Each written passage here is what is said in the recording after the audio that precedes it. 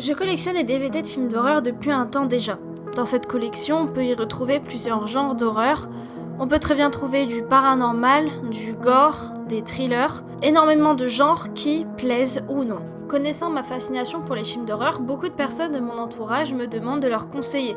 Quel film d'horreur tu me conseilles? Quel est pour toi le meilleur réalisateur? Et je me fais toujours un plaisir de conseiller mes amis sur leurs films. Et il y a toujours une question que j'aime leur poser, c'est: quelle mécanique vous fait peur? Quel mécanisme d'horreur fonctionne sur vous? En effet, tout le monde n'est pas sensible aux mêmes choses. Vous pouvez très bien être sensible au paranormal, aux possessions démoniaques, comme vous pouvez être sensible aux sectes ou aux tueurs en série. La question à laquelle j'aimerais répondre dans cette vidéo, c'est comment réussir à faire peur à une grande audience? Comment réussir à montrer le film qui fera flipper toute la salle? Parce que oui, effrayer un public est certes plus difficile, mais pas impossible. Pour réussir à faire angoisser toute l'audience, il faut une mécanique bien précise, celle du mystère ainsi que de la zone de confort. Bienvenue dans cette vidéo concernant le fonctionnement de la peur. Dans cette vidéo, on va aborder deux théories très intéressantes, celle du mystère et celle de la rupture avec la zone de confort.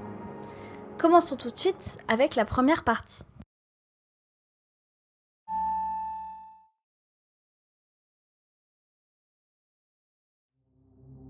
Pour comprendre comment fonctionne la peur réellement, on a besoin de connaître les différents mécanismes du cerveau par rapport à celle-ci. Le cerveau n'aime pas l'inconnu, et plus précisément l'incertitude. Pour faire simple, voici un schéma pour nous aider à mieux comprendre où je veux en venir. Voici une salle de cinéma. Dans cette salle de cinéma, on trouve une 50aine de personnes. La question à se poser maintenant, c'est comment réussir à effrayer tout ce beau monde devant un film d'horreur. Comme dit précédemment, les films catégorisés comme les zombies, les clowns, les phénomènes paranormaux ne vont pas toucher tout le public. Prenez votre exemple, les démons ne vous font peut-être pas peur, mais les petites filles en robe blanche, si. Donc, comment réussir à faire peur à tout le monde?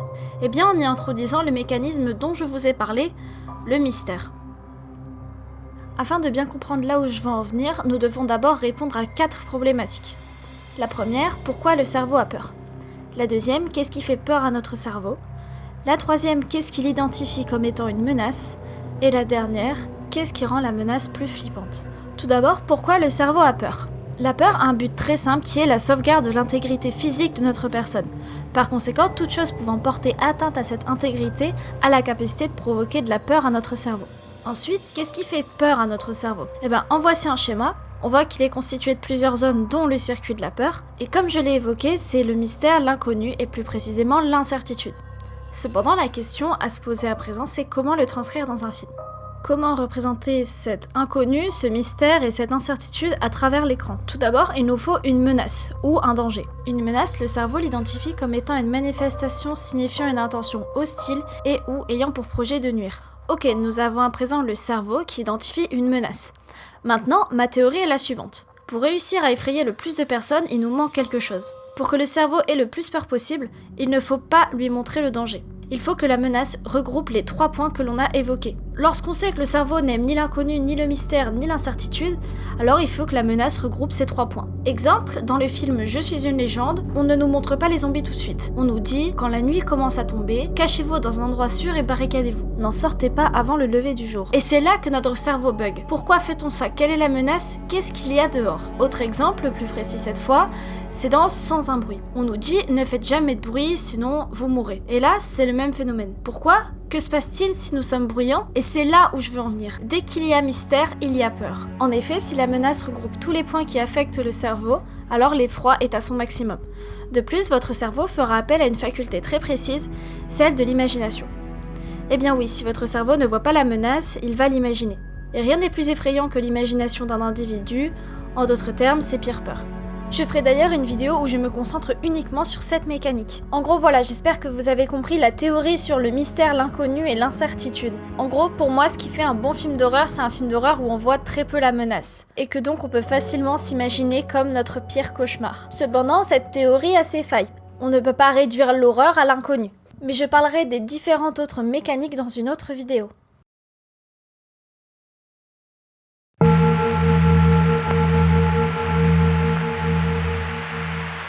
Tout d'abord, pour commencer cette théorie, il faut savoir ce qu'est la zone de confort. En psychologie, la zone de confort est une situation dans laquelle une personne se sent à l'aise et détendue. Par exemple, notre scène se passe dans cette maison.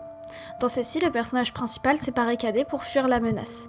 Le film vous a fait comprendre que l'homme a fermé toutes les portes et qu'il est désormais enfermé. La maison devient donc la zone de confort. La zone sûre où aucune menace ne peut surgir. Maintenant, pour briser la zone, nous devons faire entrer la menace. Nous avons 2 manières de le faire, brusquement ou graduellement. La manière brusque, ça peut être la menace qui s'introduit en brisant une fenêtre ou explosant la porte. Une manière indiscrète pour faire sursauter facilement. Autrement, la manière graduelle serait que le personnage erre dans la maison d'apparence sûre, mais qu'au fil du voyage, il découvre des éléments inquiétants. Du sang sur le sol, des meubles fracassés, ainsi qu'une nouvelle entrée qu'il n'avait pas remarquée, entrée pouvant être empruntée par la menace. Voici pour l'exemple parlant. Maintenant, rentrons dans le plus abstrait. Comme je l'ai dit, vous avez 2 manières de briser le mur. La première, c'est la manière brusque, et la deuxième, c'est la manière graduelle. La manière brusque, elle présente 3 points. L'apparition d'une nouvelle menace.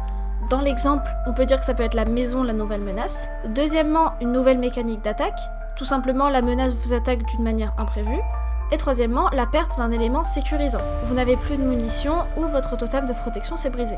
Comme son nom l'indique, briser brusquement la zone de confort consiste à effectuer un revirement de situation en un laps de temps très court.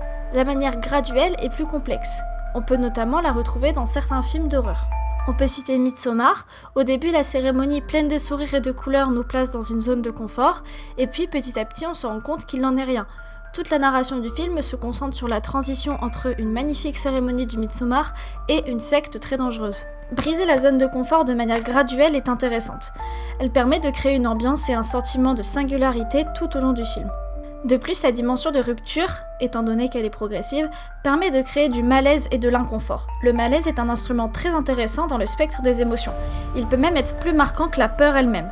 Par exemple, quand on vous effraie avec un jumpscare, la rupture avec la zone de confort est brusque, donc vous n'avez pas le temps d'être mal à l'aise.